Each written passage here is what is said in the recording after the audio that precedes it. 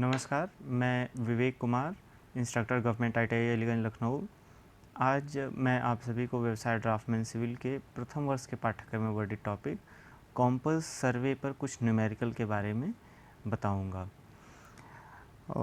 ये न्यूमेरिकल हम 2 लेक्चर्स में पूरा करेंगे और कोशिश करेंगे कि कॉम्पस सर्वे से संबंधित जितने तरह के न्यूमेरिकल प्रॉब्लम हो सकते हैं उनको हम यहाँ पे चर्चा कर लें, उनको सॉल्व करने का प्रयास करें। तो आइए शुरुआत करते हैं। सबसे पहले हम कुछ टेक्निकल टर्म्स को जान लेते हैं जिनका इस्तेमाल हम इस पर्टिकुलर लेक्चर में करने वाले हैं कैलकुलेशन के लिए। देखिए यहाँ पे 2 शब्द है, एक फोर बियरिंग है, एक बैक बियरिंग है। अगर मैं फोर बियरिंग और बैक बियरिंग के बारे में आपसे कहूँ तो मैं ये कह पाऊँगा कि सर्वेक्षण की दिशा में मापा गया दिक्मान हमारा फोर बियरिंग कहलाता है और सर्वेक्षण के प्रगति की दिशा जो है उसके विपरीत दिशा में जब हम कोई दिक्मान मापते हैं तो वो हमारा बैक बियरिंग कहलाता है। इस चित्र के माध्यम से समझ लेते हैं। मानते हैं कि एक स्टेशन ए है हमारा, स्टेशन बी है और स्टेशन सी है जिसका हमें सर्वेक्षण करना है, सर्वे करना है। तो हमारे पास देखिए 2 रास्ते हैं, एक तो हम ए से बी पे जाएं, फिर बी से सी पे जाएं, यानी कि जो हमारे सर्वेक्षण के प्रगति की दिशा है वो ये। दूसरा ये हो सकता है कि हम सी से बी की तरफ जाएं, फिर बी से ए की तरफ जाएं, यानी कि ये सर्वेक्षण के प्रगति की दिशा। तो सबसे पहले तो हमें ये चुनना होगा कि हमारे सर्वेक्षण की प्रगति की दिशा क्या होगी, यानी कि हम सर्वे करते हुए किस स्टेशन से किस स्टेशन की तरफ जाएंगे। चलिए अगर हमने इसको मान लिया कि हम सबसे पहले ए से शुरुआत करेंगे, बी पर जाएंगे, फिर सी स्टेशन पर जाएंगे, तो उस दौरान जो प्रगति की दिशा में मापा गया दिक्मान यानी कि बियरिंग है उसको हम फोर बियरिंग लेंगे। देखिए अगर हम यहाँ से स्टेशन ए से शुरुआत करते हैं, ये हमारा ट्रू नॉर्थ है, तो स्टेशन बी को देख करके जो लाइन ड्रॉ की गई या फिर जो हमारा लाइन ऑफ साइट है उसका जो नॉर्थ से डायरेक्शन है या बियरिंग है उसको हम बोल देंगे fore bearing of line A B. इस लाइन ए बी की फोर बियरिंग होगी θ1। और अब यहीं देखिए अगर स्टेशन बी से आप स्टेशन सी को देख रहे हैं तो ये जो एंगल होगा, एंगल यानी कि आपके ट्रू नॉर्थ से जो स्टेशन सी की लाइन ऑफ साइट है उसको कनेक्ट करने वाली लाइन का जो डायरेक्शन होगा यानी कि एंगल होगा, उसको जो यहाँ पे θ2 से दिखाया है ये fore bearing of line B C हो जाएगा। लेकिन यहीं अगर हम यह देखें कि हम लाइन ए बी का हम शुरुआत कहाँ से किए थे, ए से बी, बी से सी। अब हम स्टेशन बी पर हैं और लाइन ए बी का अगर बियरिंग मेज़र करने की कोशिश करें यानी कि ये एंगल, तो ये देखिए एंगल किस लाइन का है, ये पीछे की तरफ है, हमारे सर्वेक्षण की प्रगति की दिशा ये है, लेकिन इसके अपोजिट में है तो ये कहलाएगा back bearing of line A B. तो ये फोर बियरिंग और बैक बियरिंग का कॉन्सेप्ट है। यहीं पर एक छोटी सी बात और हमारे सामने आती है कि फोर बियरिंग और बैक बियरिंग में क्या रिलेशनशिप है, क्या उसका रिश्ता है। देखिए बैक बियरिंग जो होता है वो होता है फोर बियरिंग प्लस का 180 डिग्री। ये कब प्लस का साइन इस्तेमाल किया जाता है, जब फोर बियरिंग यानी कि फोर बियरिंग 180 डिग्री से कम हो।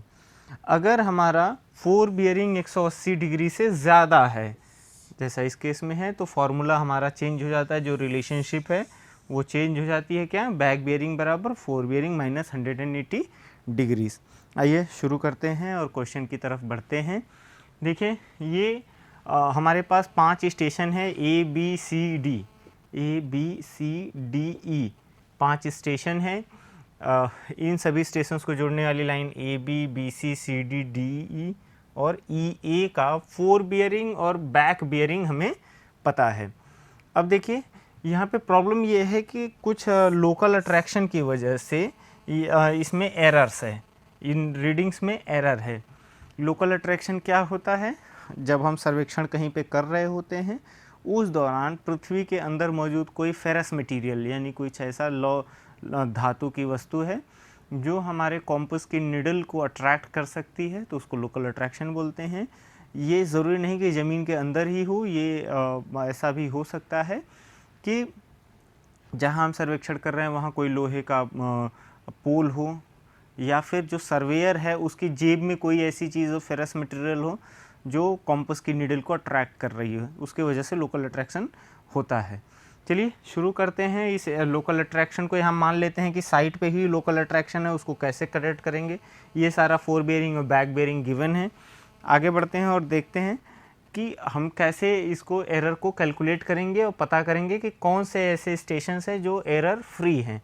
देखिए हमें एक रिलेशनशिप पता थी कि फोर बियरिंग और बैक बियरिंग का जो डिफरेंस होना चाहिए वो कितना होना चाहिए, 180 डिग्रीज होना चाहिए।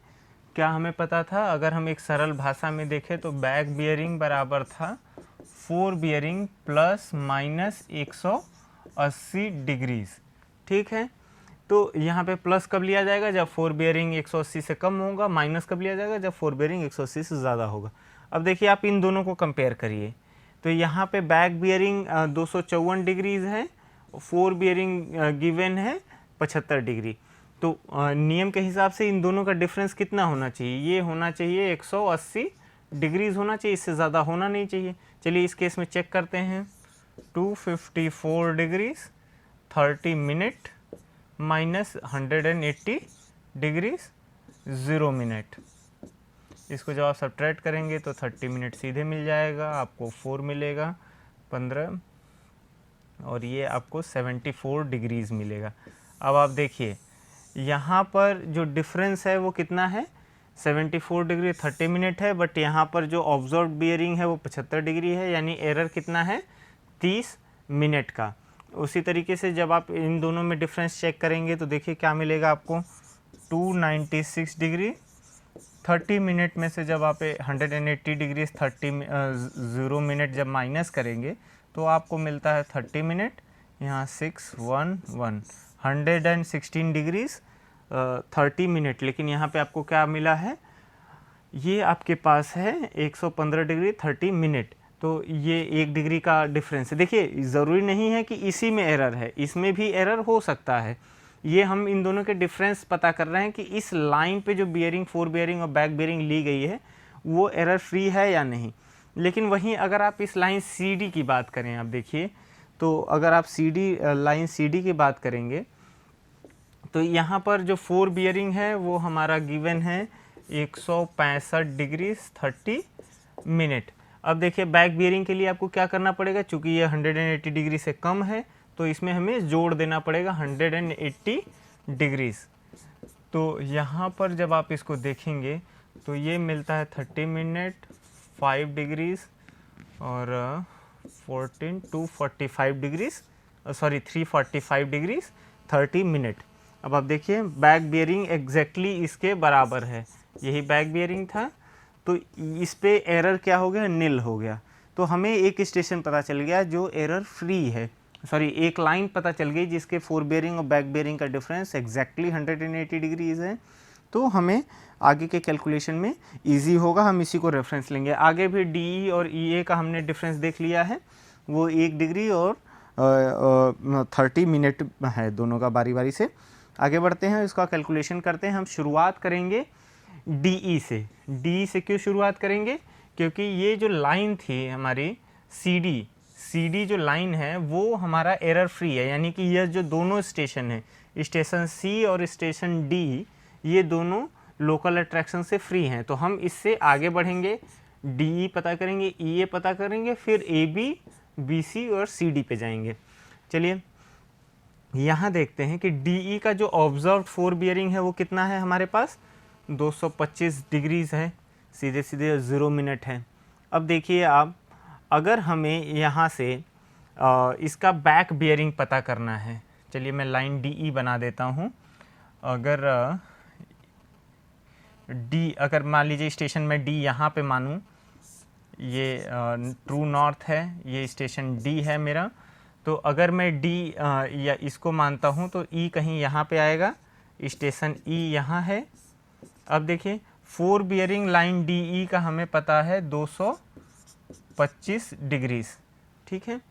अब अगर मुझे बैक बियरिंग चाहिए लाइन DE का, बैक बियरिंग लाइन DE का क्या होगा, ये एंगल, ये जो थीटा भी मैंने मार्क किया, तो फॉर्मूला क्या कहता है हमारे पास, बैक बियरिंग बराबर होता है एफ बी, अगर ये 180 डिग्री से ज़्यादा है तो माइनस का 180 डिग्रीज। तो देखिए ये 225 डिग्रीज माइनस 180 डिग्रीज, जब आप इसको सब्ट्रैक्ट करते हैं तो आपको मिलता है 5, 12, 4, 45 डिग्रीज।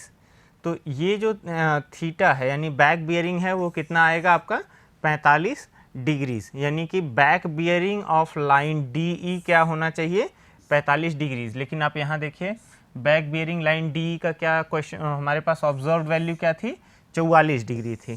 तो यहाँ पे एरर कितना है, अगर आप एरर की बात करेंगे तो होना कितना चाहिए था 45, लेकिन वास्तविकता में जब आपने ऑब्जर्व किया तो लोकल अट्रैक्शन की वजह से वो 44 दिखा, यानी कि 1 डिग्री का यहाँ पे -1 डिग्री का एरर है। इस कैलकुलेशन में हमने यहाँ देख लिया, यानी कि जो स्टेशन ई है, स्टेशन ई पर जो एरर है वो -1 डिग्री का एरर है। तो यहाँ पे करेक्शन क्या हो जाएगा, ये +1 डिग्री का हो जाएगा। तो इसको आगे बढ़ते हैं और इस पे और प्रॉब्लम देखते हैं। अब लाइन हमने डी की बात कर ली, अब हम ई की बात करेंगे। देखिए यह स्टेशन हमारा ई है और ए हमारे पास कहीं यहाँ स्टेशन है। तो ये जो लाइन कनेक्ट कर रही है इसको हम कह लेंगे ई ए, सॉरी ये ई हो जाएगा। तो यहाँ से आप देखिए 4 bearing of line E A, 4 bearing of line E A हमारे पास पता है कितना दिया हुआ है 304 डिग्री 30 मिनट। लेकिन हमने अभी पहले पता किया था कि स्टेशन ई पर जो एरर है वो -1 डिग्री का है, तो करेक्शन क्या कितना होगा +1 डिग्री का करेक्शन होगा। तो जब हम ये करेक्शन इस पे अप्लाई करेंगे तो 1 डिग्री जोड़ देंगे तो हमारे पास करेक्टेड 4 बियरिंग ई ए का कितना आ जाएगा 305 डिग्री 30 मिनट। ये आपको क्लियर हो गया कि हमने क्या किया कि सबसे पहले जो ऑब्जर्व्ड वैल्यू था उसमें जो करेक्शन था उसको ऐड कर दिया। स्टेशन ई पर हमने अभी कैलकुलेट किया था करेक्शन 1 डिग्री का था, पॉजिटिव 1 डिग्री का करेक्शन था। तो हमने ऑब्जर्व्ड वैल्यू में 1 डिग्री जोड़ दिया तो हमें मिल गया 4 bearing of line E A, जो आ गया 305 डिग्री 30 मिनट। ऑब्जर्व था 304 डिग्री 30 मिनट। अब देखिए अगर हमें back bearing line E A का चाहिए, यानी ये थीटा चाहिए। अब आप देखिए वही फार्मूला फिर से दोबारा आएगा कि बैक बियरिंग क्या होता है 4 बियरिंग। अगर 4 बियरिंग 180 डिग्री से ज़्यादा होता है तो वहाँ माइनस कर देते हैं 180 डिग्रीज। तो यहाँ पे -180 डिग्री हम कर देंगे इस फार्मूले में। तो हमारे पास जो ये थीटा की वैल्यू आएगी यानी back bearing B B of E A जो हम कैलकुलेट करेंगे, ये क्या आ जाएगा आपके पास 305 डिग्री 30 मिनट -180 डिग्री 0 मिनट। जब आप इसको कैलकुलेट करेंगे तो 30, 5 और ये 10 to 1, 125 डिग्री 30 मिनट आएगा आपके पास ये back bearing of line E ए, ठीक है। लेकिन अब देखिए यहाँ पर जो ऑब्जर्व्ड वैल्यू है बैक बियरिंग ई ए का वो 125 डिग्री है, यानी कि स्टेशन ए पर जो करेक्शन हमें अप्लाई करना है, देखिए अभी जो हमने कैलकुलेटेड वैल्यू पता किया वो 125 डिग्री 30 मिनट है, लेकिन ऑब्जर्व्ड वैल्यू है 125 डिग्री। तो जब हम इन दोनों का डिफरेंस पता करेंगे तो हमें पता चल जाएगा कि स्टेशन ए पर एरर कितना है। स्टेशन ए पर जो एरर है वो -30 मिनट का एरर है। तो करेक्शन स्टेशन ए पर कितना हो जाएगा प्लस का 30 मिनट का करेक्शन होगा। तो जो भी वैल्यूज़ स्टेशन ए से हम कैलकुलेट करेंगे उसमें हम 30 मिनट का एडिशन करने के बाद करेक्टेड वैल्यू पता कर लेंगे। आगे बढ़ते हैं और इसमें इस क्वेश्चन को आगे सॉल्व करते हैं। देखिए हमने स्टेशन ए पर पता कर लिया था कि स्टेशन ए पर जो हमारे पास एरर था वो -30 मिनट का था। तो करेक्शन कितना हो जाएगा, करेक्शन हो जाएगा हमारे पास प्लस का 30 मिनट, प्लस का 30 मिनट हमारे पास करेक्शन हो जाएगा। अब देखिए 4 बियरिंग लाइन ए बी का कितना है 175 डिग्रीज। तो यहाँ से हम ये ट्रू नॉर्थ अगर है तो 75 डिग्री, सॉरी 175 नहीं 75 डिग्रीज है। ये स्टेशन बी है हमारा ट्रू नॉर्थ। ये थीटा जो दिया है हमारे पास ऑब्जर्व्ड वैल्यू है 75 डिग्री 0 मिनट। लेकिन हमें अभी पता था, अभी हमने कैलकुलेट किया कि स्टेशन ए पर करेक्शन हमें 30 मिनट का देना है।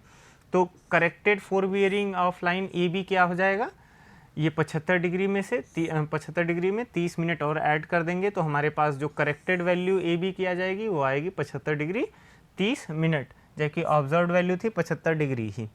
अब देखिए, अब अगर हमें ये बैक बियरिंग पता करना होगा लाइन ए बी का, तो back bearing of line A B क्या हो जाएगा? बैक बियरिंग पता करने के लिए फोर बियरिंग, चूँकि यहाँ पे फोर बियरिंग 180 डिग्री से कम है तो इसमें हम 180 डिग्री जोड़ देंगे, तो ये आपके पास आ जाएगा 75 डिग्री 30 मिनट प्लस का 180 डिग्रीज। जब आप इसमें जोड़ देते हैं 180 डिग्रीज तो corrected back bearing of line A B आ जाता है 255 डिग्री 30 मिनट। वहीं अगर आप ऑब्जर्व्ड वैल्यू देखेंगे, जो आपने सर्वे के दौरान वैल्यू नोट की थी, तो 254 डिग्री 30 मिनट आया है। तो अब स्टेशन बी पर एरर और करेक्शन क्या होगा? अगर मैं आपसे कहूँ तो स्टेशन बी पर देखिए, जो इन दोनों का डिफरेंस होगा वही एरर और करेक्शन होगा। तो यहाँ पे एरर है -1 डिग्री का, यानी कि स्टेशन बी पे जो एरर है वो -1 डिग्री का है। तो इसका जब करेक्शन हम करेंगे तो क्या आएगा? ये प्लस का 1 डिग्री आएगा। ये किस पॉइंट पे आएगा? स्टेशन बी पर। स्टेशन बी का जो एरर है वो -1 डिग्री है, करेक्शन जब हम अप्लाई करेंगे तो वो आएगा हमारे पास प्लस का 1 डिग्रीज। आगे बढ़ते हैं। अब आप देखिए, हमने स्टेशन बी पर पता कर लिया कि एरर और करेक्शन कितना है। अब स्टेशन बी से, ये अगर मान लेते हैं हमारा स्टेशन बी है, अब स्टेशन बी से जो बीसी लाइन है वो कहीं यहाँ पे आई है, ये अगर सी स्टेशन है तो इस लाइन का जो four bearing observed four bearing है वो है 115 डिग्री 30 मिनट। अब देखिए, अगर ये 115 डिग्री 30 मिनट है और यहाँ पे करेक्शन प्लस का 1 डिग्री है तो करेक्टेड वैल्यू क्या आ जाएगी? करेक्शन स्टेशन बी पर 1 डिग्री है, करेक्टेड वैल्यू हमारे पास आएगी 115 प्लस का 1 डिग्री। क्यों? क्योंकि ये 1 डिग्री यहाँ पे करेक्शन है तो इसमें प्लस का 1 डिग्री कर देंगे तो ये हमें मिल जाएगा 116 डिग्री 30 मिनट। जबकि यहाँ पे ऑब्जर्व्ड फोर बियरिंग है 115 डिग्री 30 मिनट। तो सॉरी, ये मिनट का साइन ऐसे होता है। तो ये जो 116 डिग्री 30 मिनट आया, ये हमारे पास करेक्टेड फोर बियरिंग है लाइन BC का। अब अगर हम इसका बैक बियरिंग पता करना चाहेंगे तो बैक बियरिंग, चूँकि ये फोर बियरिंग 180 से कम है तो बैक बियरिंग के लिए हमें इसमें 180 डिग्रीज को जोड़ देना पड़ेगा। तो जब हम इसमें 180 डिग्री जोड़ेंगे तो ये 296 डिग्री 30 मिनट आएगा। ये क्या है? Corrected back bearing of line BC। और यहाँ पे आप देख रहे हैं कि जो करेक्टेड बैक बियरिंग है, जो ऑब्जर्व्ड बैक बियरिंग है BC का, वो 296 डिग्री 30 मिनट है। यानी कि इन दोनों में कोई डिफरेंस नहीं है, इसलिए स्टेशन C और स्टेशन D ये दोनों ही एरर मुक्त है। ये इसमें कोई करेक्शन की ज़रूरत नहीं है। ये टेबुलर फॉर्म में हमने बना दिया कि यहाँ पे किसी स्टेशन पे कितना एरर था। देखिए, दो स्टेशन यानी स्टेशन C और स्टेशन D पे कोई एरर नहीं है। स्टेशन ए पर जो करेक्शन देना होगा वो 30 मिनट का देना होगा। जो स्टेशन B पर देना होगा वो हमारे पास 1 डिग्री का देना होगा, स्टेशन E पर 1 डिग्री का। और उसी के साथ हम सारे करेक्शंस यहाँ पे इस टेबुलर फॉर्म में दिखाएं हैं। तो इस बहुत ही सरल प्रक्रिया से आप अपने जो क्लोज ट्रावर्स है, क्लोज ट्रावर्स का मतलब क्या है कि जहाँ से शुरू किया वहीं वापस लौट गए, तो इसमें से आप एरर्स को हटा सकते हैं और बहुत इजीली कैलकुलेट कर सकते हैं। अब आगे हम लोग मैग्नेटिक डिक्लिनेशन पे बात करेंगे। मैग्नेटिक डिक्लिनेशन होता क्या है अगर मैं आपसे कहूँ तो देखिए, पृथ्वी के अंदर एल्युमिनियम निकल कोबाल्ट है मोल्टन स्टेट में, वो मूव करता है तो उससे पोलैरिटी जनरेट होती है, नॉर्थ पोल और साउथ पोल हमारे बनते हैं। ये समय अंतराल के साथ जो पोल्स हैं हमारे वो ड्रिफ्ट होते हैं लेफ़्ट या राइट, मतलब ईस्ट या वेस्ट की तरफ ड्रिफ्ट होते हैं। जैसे आप इस डायग्राम से देख सकते हैं, ट्रू नॉर्थ अगर यहाँ पे है तो हो सकता है कि हमारा वो पोलैरिटी चेंज होने की वजह से मैग्नेटिक नॉर्थ टुवर्ड ईस्ट आ जाए। ये इधर ईस्ट होता है, इधर वेस्ट होगा, ये आप सरल चीज़ें जानते हैं। वहीं कई बारी ये वेस्ट की तरफ भी डिक्लाइन करता है। तो यही जो हमारा ड्रिफ्टिंग है, यानी ट्रू नॉर्थ और मैग्नेटिक नॉर्थ के बीच का जो डिफरेंस है उसी को डिक्लिनेशन बोलते हैं। अगर हम इसको यहाँ से जो ट्रू नॉर्थ से मेज़र करते हैं बियरिंग, उसको ट्रू बियरिंग कहते हैं। जो मैग्नेटिक नॉर्थ से मेज़र करते हैं बियरिंग, उसको मैग्नेटिक बियरिंग बोलते हैं। अगर इन दोनों में रिलेशनशिप हम देखना चाहें तो ट्रू बियरिंग बराबर होता है magnetic bearing plus minus declination. देखिए, अगर ईस्टवर्ड डेक्लिनेशन है यानी पूर्व की तरफ डिक्लिनेशन है तो हम उसको लेंगे पॉजिटिव, अगर पश्चिम की तरफ वेस्टवर्ड डेक्लिनेशन है तो उसको हम लेंगे नेगेटिव। लेकिन कब ये कर रहे होंगे, जब हम ये ट्रू बियरिंग कैलकुलेट कर रहे होंगे। अगर हम मैग्नेटिक बियरिंग कैलकुलेट कर रहे होंगे तो ये साइन ऑपोजिट हो जाएगा, क्योंकि आप सरल प्रक्रिया जानते हैं। अगर हम इसको m, इसको t और इसको d से दिखाएं तो t equal to m plus minus d है, और यहीं अगर आप m इक्वल टू करेंगे तो फिर t माइनस प्लस डी, यानी कि जो पहले पॉजिटिव हो रहा होगा वो नेगेटिव हो जाएगा, जो अभी नेगेटिव होगा वो पॉजिटिव हो जाएगा। अब इस पे एक हम लोग सरल क्वेश्चन सॉल्व करके देख लेते हैं। यहाँ पर मैंने एक प्रॉब्लम डिस्कस करना चाहा है जिसमें हमारे पास मैग्नेटिक और ट्रू बियरिंग दिया हुआ है। मैग्नेटिक बियरिंग है 227 डिग्री 14 मिनट और ट्रू बियरिंग है 324 डिग्री 37 मिनट। ये हमारे पास गिवन वैल्यू है। हमें एक चीज़ और पता है कि जो हमें यहाँ पे कैलकुलेट करना है वो हमें मैग्नेटिक डिक्लिनेशन पता करना है इन दोनों जगहों पे। अच्छा, एक चीज़ और है यहाँ पे जो गिवन है वो है कि वार्षिक जो ड्रिफ्टिंग है या कह लीजिए वार्षिक डिक्लिनेशन है, जो पोल में शिफ्टिंग है, वो 3 मिनट का है टूवर्ड वेस्ट, यानी पश्चिम की तरफ। हर वर्ष ये जो हमारा मैग्नेटिक नॉर्थ है वो 3 मिनट पश्चिम की तरफ शिफ्ट हो जाता है। तो 4 वर्ष बाद हमें ट्रू बियरिंग पता करना है कि क्या आएगा। अब देखिए, यहाँ शुरुआत करते हैं, इस क्वेश्चन में देखने का प्रयास करते हैं। ये हमारा ट्रू नॉर्थ है और हमें क्या पता है कि ये हमारी ऑब्जर्व्ड लाइन है। अब देखिए, अगर हमारे ऑब्जर्व्ड लाइन से जो मैग्नेटिक नॉर्थ है, मैग्नेटिक नॉर्थ और ट्रू नॉर्थ के बीच का जो डिफरेंस होगा वही हमारा आएगा डिक्लिनेशन, ये आपको पहले ही पता है। अब मैग्नेटिक नॉर्थ और ट्रू नॉर्थ के बीच में कितना डिक्लिनेशन है वो हम बड़े इजीली पता कर सकते हैं। यह जो डार्क लाइन आपको दिख रही है यही हमारे पास है जो ऑब्जर्व्ड लाइन है। अब देखिए, अगर हम मैग्नेटिक नॉर्थ से यहाँ से इस लाइन का अगर हम बियरिंग कैलकुलेट करना चाहेंगे तो वो हमारे पास निकल के आता है ट्रू बियरिंग। अगर हम मैग्नेटिक नॉर्थ से मेज़र करना चाहेंगे तो वो आएगा मैग्नेटिक बियरिंग। आगे इसको सॉल्व कर लेते हैं क्वेश्चन को। देखिए, सबसे पहले तो हमें डिक्लिनेशन पता कर लेना चाहिए कि क्या डिक्लिनेशन है। उसके लिए कुछ बहुत ज़्यादा नहीं करना है, आपको मैग्नेटिक बियरिंग लाइन का और ट्रू बियरिंग लाइन का दोनों का डिफरेंस देख लेना है। वही जो डिफरेंस होगा वही आपका डिक्लिनेशन होगा। तो देखिए, हमारे पास मैग्नेटिक बियरिंग थी 327 डिग्री 14 मिनट और जो हमारे पास ट्रू बियरिंग थी वो 324 डिग्री 37 मिनट थी। जब हम इन दोनों का डिफरेंस कैलकुलेट करेंगे तो हमारे पास आएगा 2 डिग्री 37 मिनट, और ये क्या होगा, हमारा डिक्लिनेशन होगा। और ये डिक्लिनेशन किधर है, टूवर्ड वेस्ट है, ये ध्यान में रखने वाली बात है। अब देखिए, डिक्लिनेशन हमारे पास है टूवर्ड वेस्ट, यानी पश्चिम की तरफ डिक्लिनेशन है। यहाँ पे आपको दिख भी रहा है कि पश्चिम की तरफ है, ये वेस्ट होता है, ये ईस्ट है। तो पश्चिम की तरफ डिक्लिनेशन 2 डिग्री 37 मिनट का है।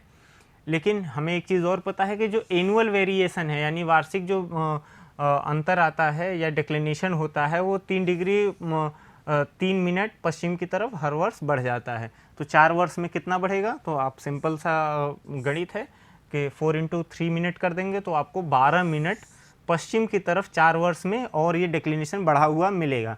तो टोटल डिक्लिनेशन 4 साल में क्या हो जाएगा, ये 2 डिग्री 37 मिनट प्लस का 12 मिनट, जब आप इनको जोड़ देंगे तो आपको मिलता है टोटल डिक्लिनेशन 2 डिग्री 49 मिनट, और किधर की तरफ, वेस्ट की तरफ। अब आप देखिए, ट्रू बियरिंग अगर लाइन का पता करना है 4 साल बाद, तो ट्रू बियरिंग तो 4 साल बाद पता करिए, 15 साल बाद पता करिए, 50 साल बाद पता करिए। जो ट्रू नॉर्थ है वो तो वहीं रहेगा। तो ये जो ट्रू बियरिंग है ये तो चेंज होने वाली नहीं, यानी ये 324 डिग्री 37 मिनट हमेशा के लिए रहेगी। लेकिन जब आप मैग्नेटिक बियरिंग कैलकुलेट करेंगे तो देखिए, यहाँ पे हमारे पास पता था ट्रू बियरिंग बराबर magnetic bearing plus minus declination था। अब देखिए, इस तरह अगर ट्रू बियरिंग बराबर हम करेंगे तो अगर वेस्टवर्ड डिक्लिनेशन है तो उसको नेगेटिव और पूर्व की तरफ डिक्लिनेशन है तो उसको पॉजिटिव लेते थे।